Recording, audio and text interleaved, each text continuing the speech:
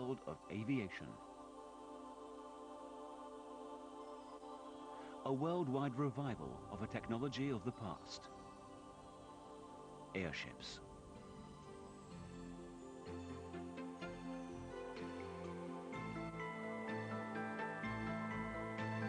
These aircraft that float so effortlessly, held aloft by a lighter-than-air gas inside them, are being considered for exciting new ventures in the air, which promise that airships will grace our skies well into the 21st century.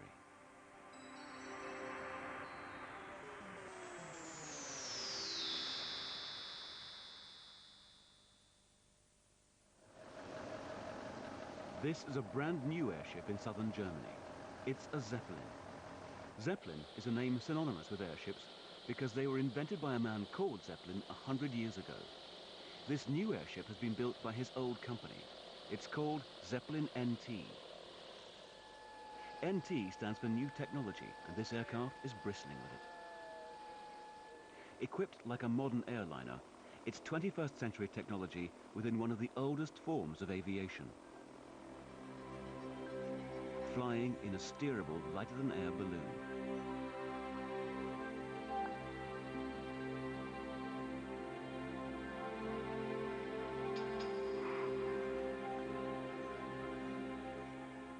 Zeppelin NT has strong links with the past. It was constructed at Friedrichshafen by Lake Constance, where the first airship was built a century ago.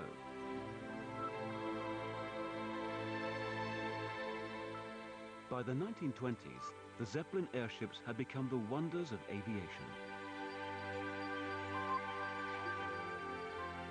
Far bigger and safer than the crude aeroplanes of the day, they were the fastest means of long-distance travel. The German airships' only rivals were the British. Their huge passenger-carrying airships were built for air travel around their vast international empire. The British airship industry was based in these two giant hangars at a place called Cardington, 80 kilometres north of London. They're still standing today as national monuments. But now, as in Germany, these historic airship sites are being returned to airship manufacture. British engineer and inventor Roger Munk has been in love with airships for most of his life. Airships, you know, great big, lovely thing. There's a sort of romance to them that that isn't there in many technologies nowadays. And I guess the sheer size of the thing, in some ways, it's a challenge. They have a sort of a presence to them. So it gets in your blood after a while.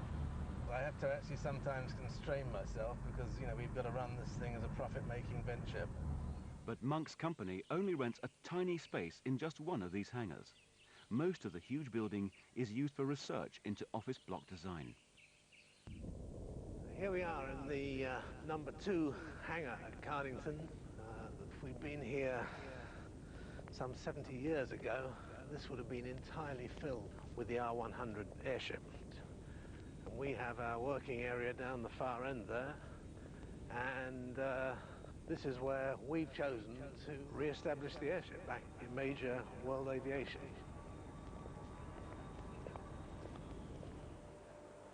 This is a mock-up of the cabin section of his latest airship, the AT-04.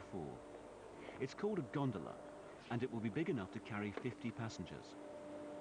But in 1999, AT-04 was still in the design stage. Hi fellas. Roger. All right. You got all the drawings at long last? Yes, yep. Yeah, they're all set and ready to go. How quickly can we get the drawings for all these things, all the details finished? We can get all the profiles and everything done within 3 weeks completed. Although nowhere near completed, Munk had high hopes for the final airship. Now this thing here, in fact, is the largest gondola that's been built, you know, since the heyday of the airship back in the 1930s. This is going to be a big airship. It'll be the world's largest airship when it's flown, and it'll be the world's fastest airship. It has a capability of carrying passengers. That's one of its main roles. We're also looking at it having an advertising capability. It carries a giant sign on the side. and it also has a number of military roles. Although AT-04 wasn't built, Monk's small British company, Airship Technologies, were confident their airship would more than rival the already completed German Zeppelin NT. The Zeppelin airship, now that is a lot smaller than this, although they're building it as a rigid airship, and that imposes big cost problems, really. It's a much smaller vehicle than this, and yet it costs almost as much as this. Therefore, we have a very big marketing advantage where we carry 5 times as many passengers, and yet we only cost 1.5 times as much. This rivalry between Britain and Germany has run through most of airship history, with the Germans mainly in the lead.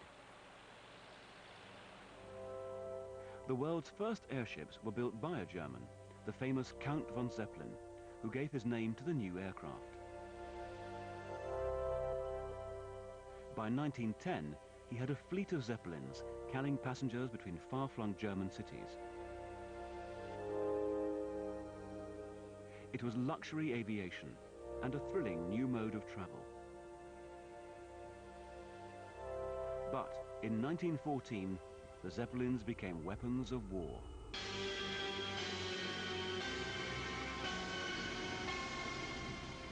With Britain's and Germany's armed forces in conflict on the ground, the Zeppelins were brought into military service in the air. At first, they were used for surveillance, as spies in the skies. From within the airship's huge metal-strutted interiors, observers were winched down through the clouds, remaining undetected, and report on British military movements below. But as the war went on, the airships were turned into weapons of mass destruction, dropping the first bombs ever to kill British civilians. The Royal Air Force biplanes fought back, and the airships were vulnerable. The hydrogen lifting gas inside them could be ignited by a burst of well-aimed gunfire. A third of the 100-strong Zeppelin fleet was destroyed. Airships were attacking Britain, but the British countered with military airships of their own. Unlike the German Zeppelins, these British airships had no rigid metal structure inside their gas-filled hulls and were altogether much cruder. Their pilots simply sat in open cabins. Looking a bit like boats, they were called gondolas, but they could carry bombs, and they could hunt the German enemy.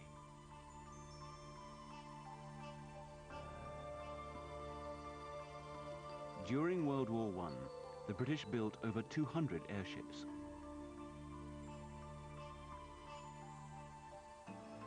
Although they carried bombs, the pilot's main task was to report on the position of German ships and submarines.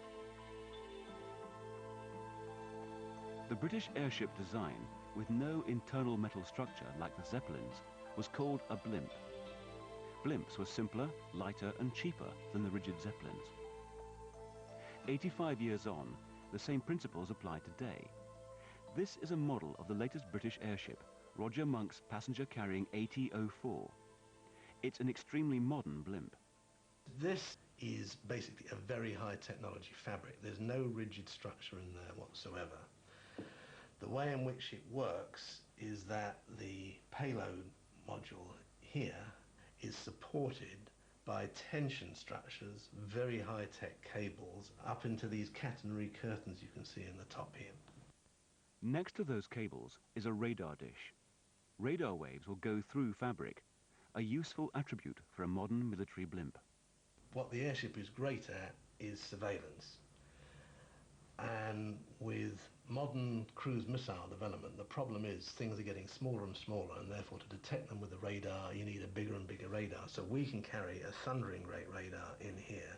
This thing is vastly bigger than the radar that's carried on our AWACS, and yet we're carrying it in a $15 million vehicle. AWACS is a military radar on an aircraft, but on an airship it could be bigger, better and cheaper. Now obviously what you have to do is to penetrate that market, and we've been around long enough to know that isn't easy. But one thing we do have, and I have, is massive persistence. And he needed it. For the German Zeppelin company was way ahead in the race. Their designers had built one airship a year before and were now onto their second. Unlike the British airship, it was not a blimp, but a partly rigid airship, with the internal structure a skeleton of metal girders, carefully assembled into a long triangle extending the length of the ship. This rigid design was right in the tradition of the original German airships made by Count Zeppelin. Its main advantage over a blimp design was that the airship's engines could be bolted anywhere on the hull. For its chief engineer, Zeppelin NT was the ultimate in airship technology.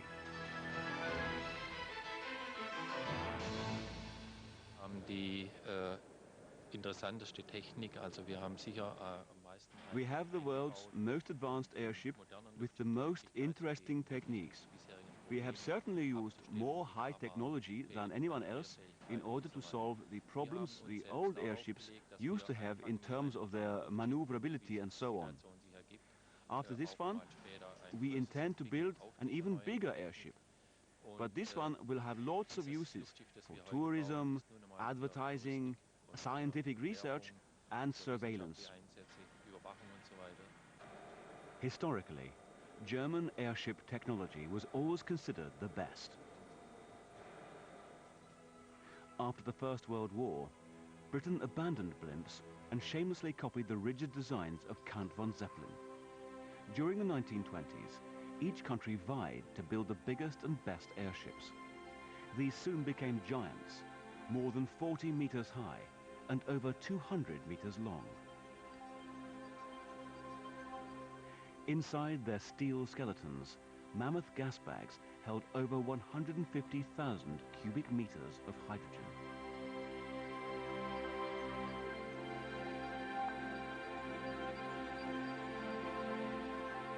By 1929, there were two British airships to rival the mighty German Zeppelins, the R-100 and R-101.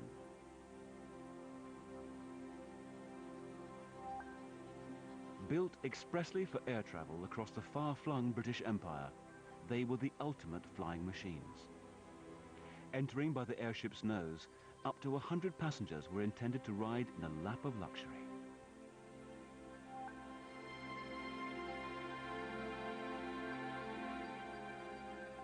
The R-100's first flight was to Canada, arriving in just 3 days. Then, the fastest transatlantic crossing ever. By now, its sister airship, the R-101, was ready for its first flight. Over 230 meters long, this was another marvel of aviation. But while the R-100 had been a triumph, this airship was a disaster. In October 1930, it embarked on its maiden voyage to India, but soon after leaving London, it lost height over the French countryside and crashed. Of the 56 people on board, only 8 survived. It was a national catastrophe, as well as a blow to Britain's pride in its airships. In an emotional reaction, the R-100 was scrapped, and Britain abandoned airships altogether, leaving the field wide open to the Germans. They were building the world's biggest airship, the Hindenburg. It made regular passenger flights to South America, and then, in 1937, it took over the North Atlantic run, plying between Germany and New York. On the 6th of May, the captain prepared to land outside New York with his 36 wealthy passengers. The arrival of the world's biggest flying machine had attracted a posse of news reporters who witnessed one of the most famous events in aviation history, when tragedy suddenly struck. A roar and a burst of flame turned the ship into a flaming inferno. 7 million cubic feet of inflammable hydrogen gas blazed up in less than a minute.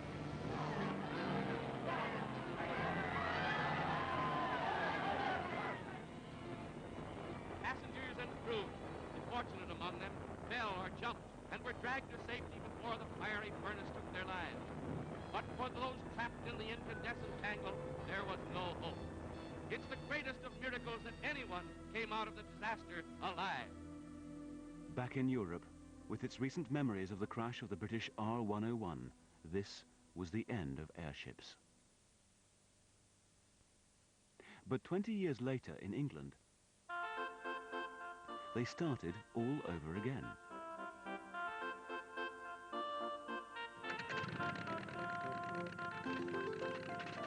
British airship buffs, attracted by the apparent magic of lighter-than-air flight, built a variety of small, simple craft echoing those of World War I.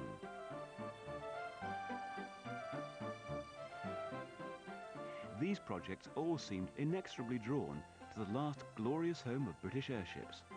The giant hangars once housed the R-100 airships. But these were small-scale, underfunded amateur ventures, which confirmed the public perception of airships as faintly comic relics of the past. In the 1970s, though, one man was more ambitious. He could see the airship had some unique advantages, forgotten in an age of 747s and Concorde. Airships can do things that no other aircraft can do. They're incredibly fuel efficient. They require very little power to push them along. They can stay up there for long periods of time. And that gives you big advantages in civil fields and in military fields. So from a technical standpoint, if you like, that's why there's a big advantage in these machines. But having said that, there were an awful lot of problems, to overcome. And that's why I guess it's taken, 20-odd years to do that.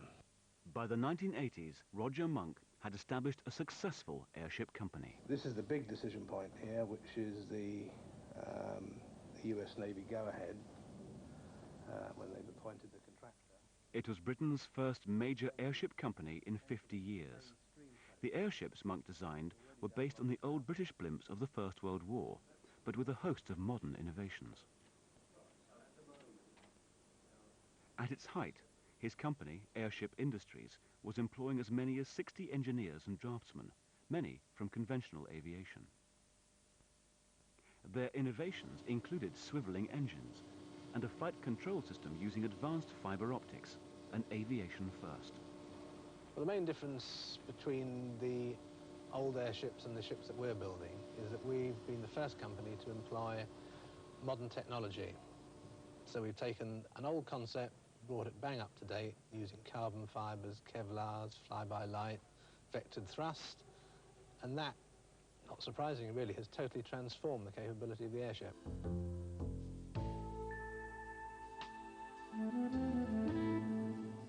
From his manufacturing base in the old R-101 hangar, Munk produced a range of modern airships.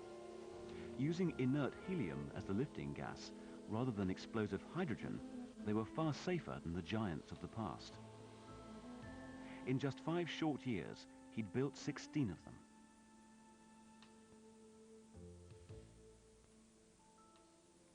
Quieter, cheaper, and more efficient than a helicopter, they were perfect aerial observation posts.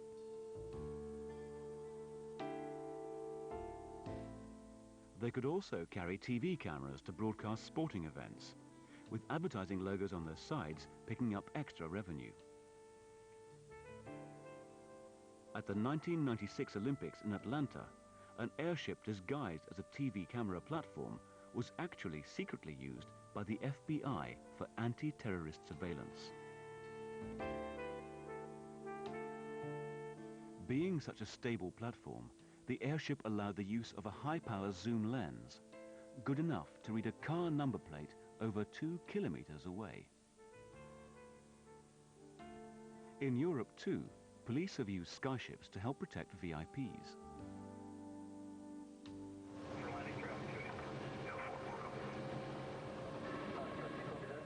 In the 1990s, Roger Munk was asked to set up an airship operation in America.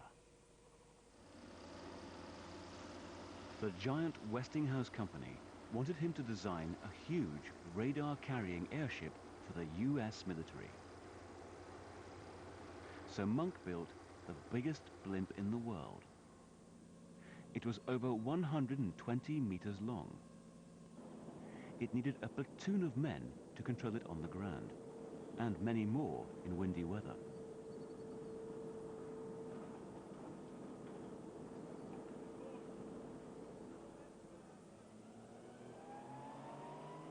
The US military were impressed by its early flight trials, but insisted on finding a way of reducing the ground staff to a minimum.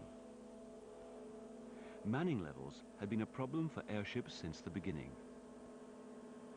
So Munk developed bow thruster.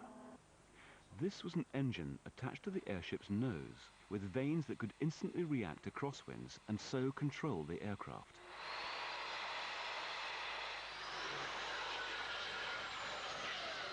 After scores of ground tests, bow thruster was fitted to the front of Munk's airship. And it landed perfectly with no ground crew.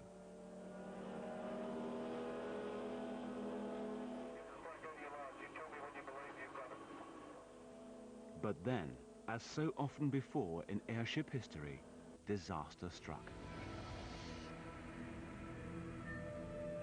The airship's wooden hangar caught fire. A welding torch had accidentally set light to the wood, and while the airship's helium gas did not ignite, the fabric was totally destroyed. And, along with it, Roger Munk's most promising airship development to date.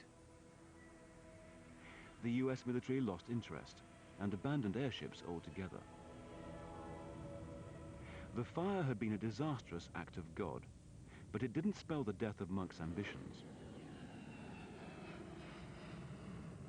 He immediately returned to Britain and, seemingly without drawing breath, set up yet another airship company. Now he had solved the problem of landing an airship unaided. He was determined for his new company, Airship Technologies, to build one.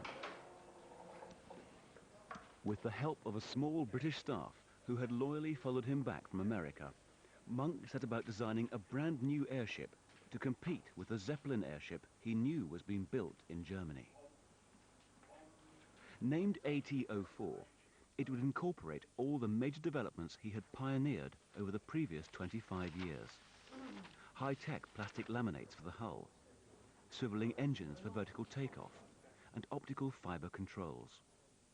The airship was to carry more weight than ever, a 50-passenger gondola for luxury tourism, and, for the military, a huge radar inside the hull. On the nose, the tiny crowning glory, a bow thruster. For Munk, AT-04 was a world beater. This thing is miles more capable than anything else. No one is even trying to produce a ship of this size, and I don't think they've got the capability of doing it. But AT-04 had one major rival, the Zeppelin NT. The Germans had developed their own version of bow thruster at the stern of their Zeppelin. But Munk and his team foresaw that their rivals would have problems getting a safety permit to fly. But there's another issue. They've only got one. And we've got two. And there's quite an argument that no certification authority worth its salt would have a simplex system, which if it fails, Means you can't master the ship. you can't land. And Munk was right. In Germany, Zeppelin NT was in trouble. Although first built 2 years before, it still didn't have official permission to fly. And yet, the German Zeppelin NT was the most advanced airship in the world.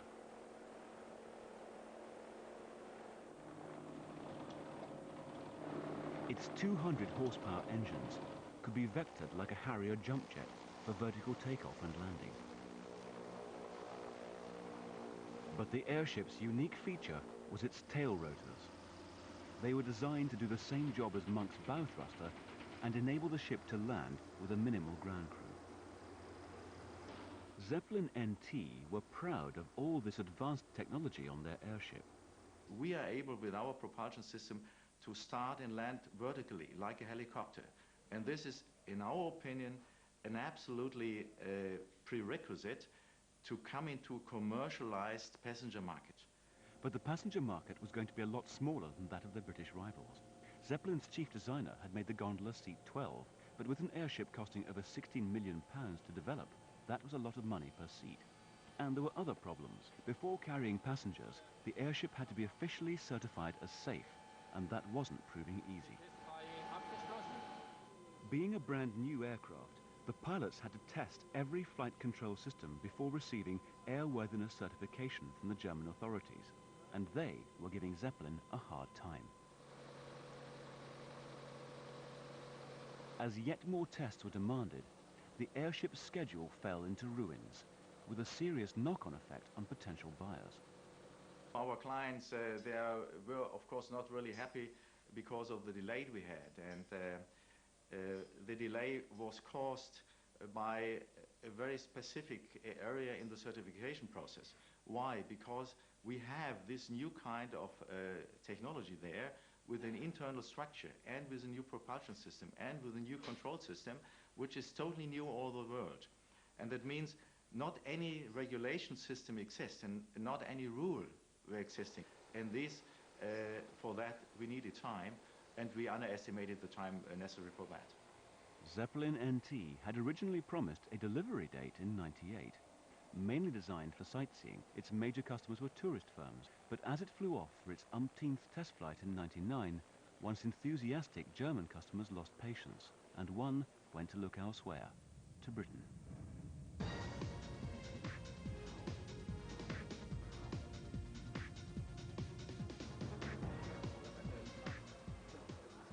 In February that year, Roger Munk and his company chairman, Sir John Walker, went to a London airport to meet an important visitor from Germany. The head of a German tourist company was thinking of buying a British airship. So he got given a grand tour. First stop, an old rectory in rural Sussex.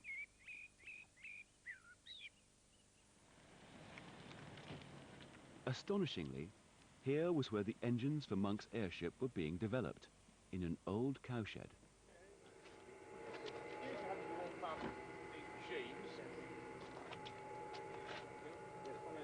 The engine designer was British engineer Michael Daniels. He had made his name with Formula One racing car engines, and Munk had asked him to make a lightweight diesel engine for his new airship. We are a research and development capable of making small quantities of engine.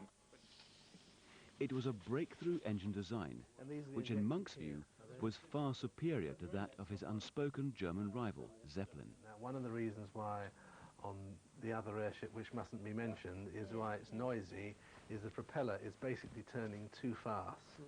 From this unlikely location, they were building the lightest diesel engine in the world. What we've made here is tried to make a very light engine that weighs under 20 kilograms, even with the main bearing caps on it. Michael Daniels is just the typical British genius engineer of a type that, you know, has, most people thought had probably disappeared, and it's a great pity that they have almost disappeared.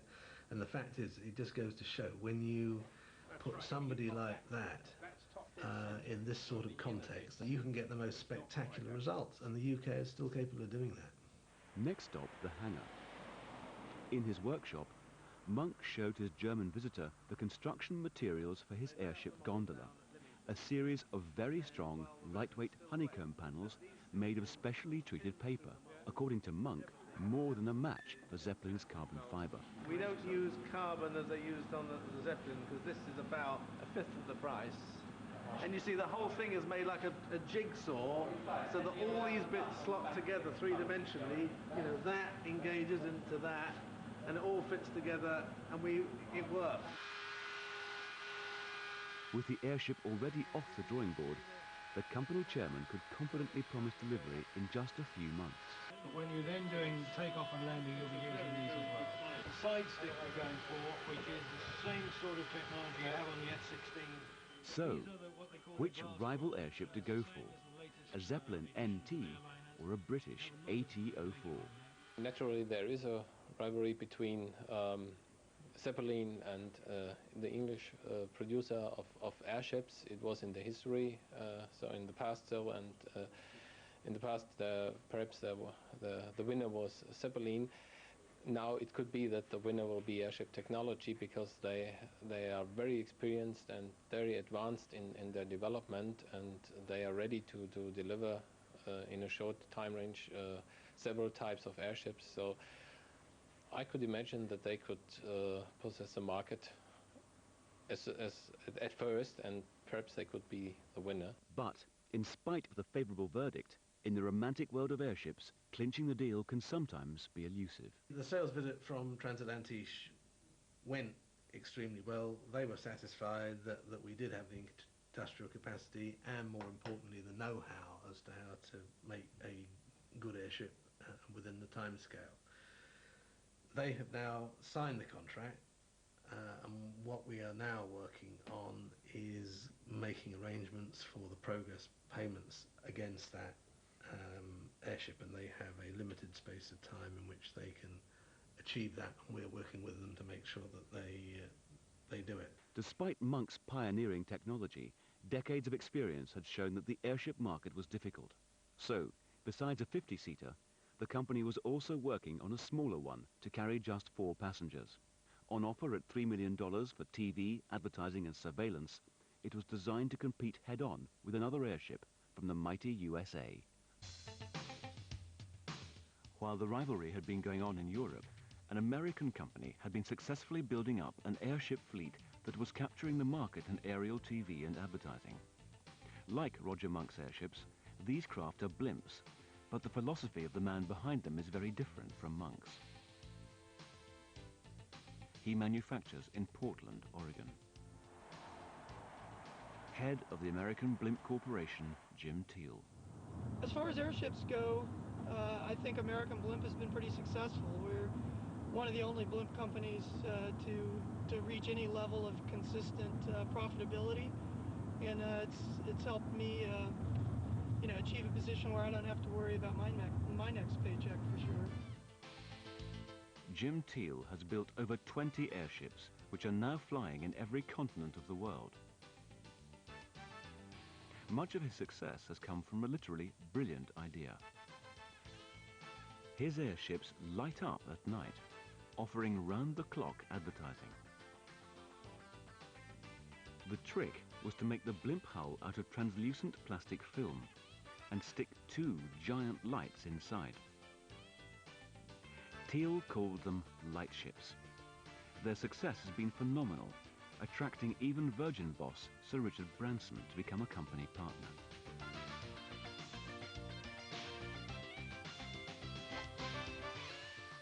This is Teal's airship factory, its futuristic design a symbol of the man's success.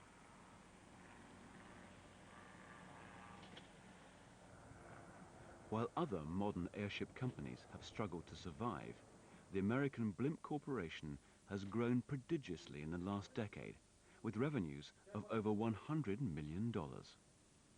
One of the reasons we're successful is we approach it at a business level. We're not in love with airships here. I mean, certainly, yes, we love airships, but we're not doing this. I'm not doing this because I love airships. I'm doing this because I want to make money. I've made a lot of money so far, and I intend to make a lot more. Teal's manufacturing area shows how and why. Off-the-peg engines, simple construction techniques and materials, and an airship production line keep costs low.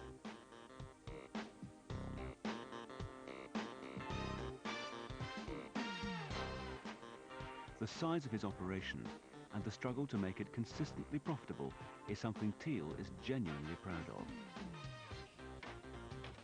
We're the only manufacturer of airships in serial production. We have the largest fleet operating worldwide, and we're anxious to develop that into an even bigger future. It could be that this part was made wrong. It is a very tough business. It's expensive, it's a bit old world, and it's very, very challenging. One of his challenges is the cost of labor, a perennial airship problem. Airships are a little bit different than other aircraft in that they require a ground crew. They require personnel on the ground to physically hold the airship during the landing and the takeoff phase. And particularly in the advertising mission where you're traveling from city to city, having all of that staff and housing and feeding that staff and transporting that staff is very expensive, and that's clearly one of the dominant costs of operating the airships. Ground handling expense is a problem in the sense that certainly we'd like to reduce it. The big step that we've taken to reduce it is by building a smaller, more efficient airship. While other airship designers in Britain and Germany have invested millions to try and find a technological solution to ground handling, Teal's philosophy is not to complicate things with complex technology. By keeping it simple, we've made it reliable, and we've made it affordable. And I would point out that while others certainly have built more complicated airships, no, they haven't seemed to have found much success. And I'm not sure they built good, complicated airships. They may have just been, in fact, complicated. Let's put a round door in and fix it. But his keep it simple philosophy hasn't stopped him thinking big. He and his team plan a round-the-world airship, and they're now building another for luxury tourism. Aerial champagne safaris to Africa, which even the hard-headed businessman can get lyrical about. Traveling to Africa and seeing game is certainly a dream of a lot of people, and maybe the trip of a lifetime. And to be able to, on top of that, satisfy another dream of a lifetime and fly in an airship, we think is pretty powerful. To combine airships with that drama and, you know, that historical, romantic flavor that airships bring, I think is exciting. I'm really excited about it. In November 2000, Teal completed 3 9-seater airships destined for Africa.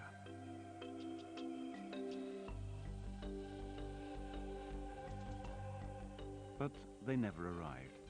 Instead, they got sent to provide views of the world's least natural spectacle, Las Vegas.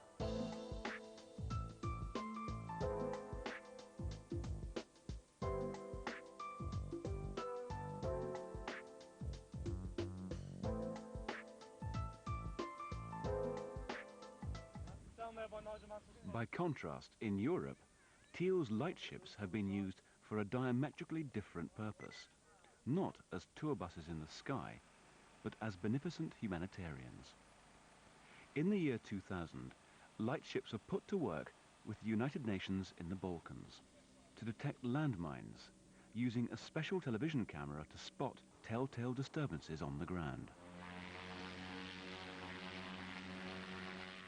Airships have turned out to be far better than helicopters at landmine detection. They make stable, vibration-free platforms and can keep close to the ground without disturbing the surface. Some have now been fitted with a special ground-penetrating radar, which can find landmines as small as 10 centimeters across, even plastic ones, hidden beneath the surface. This is a great opportunity for mine clearance in general. If this system works well here, I think it's got great utility to be used elsewhere in the world. So airships are beginning to emerge from their disaster-filled past. In 1937, New York witnessed one of the most dramatic crashes in aviation history when the hydrogen-filled Hindenburg burst into flames. But today, this Skyship 600, with the magical buoyancy of helium, is the safest aircraft in the sky above Manhattan. This radical improvement in airship safety and technology has led some to ask, can airships ever return to their former glory and once more carry passengers from Europe across the seas to the USA? German tourist entrepreneur Christian von Wesendonck says yes. The man who wanted to buy new airships from Roger Munk is now planning the first airship voyage for 2 generations across the Atlantic. We will reconfigure it to eventually have 13 seats when you're operating with tourist flights over Germany, but when we do the transatlantic, we may only have 5 or 6 seats in here. We may have a couple of bunks to accommodate the pilots who need to rest. We'll probably have 3 pilots on board and maybe 3 or 4 other people. We'll have extra fuel tanks, obviously, because as I said, we'll be doing 20 to 30-hour legs. Clearly, even the biggest airship flying today won't be able to cross the Atlantic non-stop like the giants of the past. So airship operator George Spirou has mapped out a route that hops over the islands of the North Atlantic. Greenland, which we prepare to go to Iceland, coming across to Iceland at Reykjavik. We'd base ourselves at Reykjavik before moving across to the Faroe Islands, and from the Faroe Islands we'd enter Europe through the north of Scotland, proceeding down through Edinburgh, Glasgow, towards Cambridge, London, and then we'd enter the continent, looking for Paris, then Holland, of course, to end up in Berlin. Berlin's our destination. Meanwhile in England, things weren't so rosy. Inside Roger Monk's hangar, work was proceeding slowly. With no orders for his new airships, he was having cash flow problems. Even the deal with the keen German buyer had virtually collapsed due to financial problems of their own. It's just taken so long to get this funding coming through. For a whole 6 months in 1999, Munk shunned the media. For the man who had done more than anyone else to rescue airships from their disastrous past, things appeared to be bleak. But late that year, things suddenly opened up again. Munk had pulled out of the race with the Germans and taken his company on a totally new tack. For he had come up with 2 brand new, extraordinary airships. Well, I'm sorry that things have been relatively quiet from our end over the last 6 months, but in fact the whole focus of the company has changed. The focus has shifted onto 2 gigantic new programs.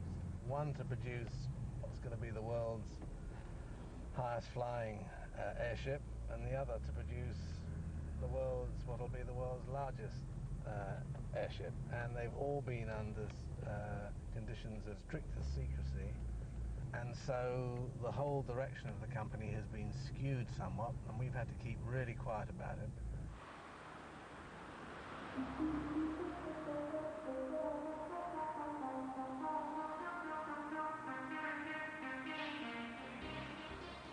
Roger Monk's airship company had taken on a new lease of life. His senior design staff were now working on 2 extraordinary long-term airship projects. A huge airship flying in the stratosphere to beam mobile phone signals to Earth. And there was another even more ambitious project, a startling new design of airship, looking less like an airship than a huge, fat flying wing. It was a giant cargo carrier, over 300 meters long. Roger Munk had designed a cargo-carrying airship over 300 meters long. It wouldn't be built for years, but the change of focus of his company meant that all plans for the 50-passenger carrying AT-04 airship were abandoned. The battle with Zeppelin was at an end.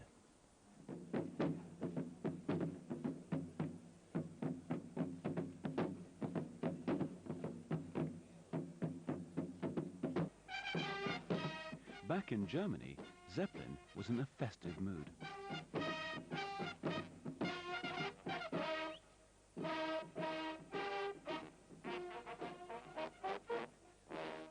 The year 2000 had arrived, and July was a very special date in the Zeppelin calendar.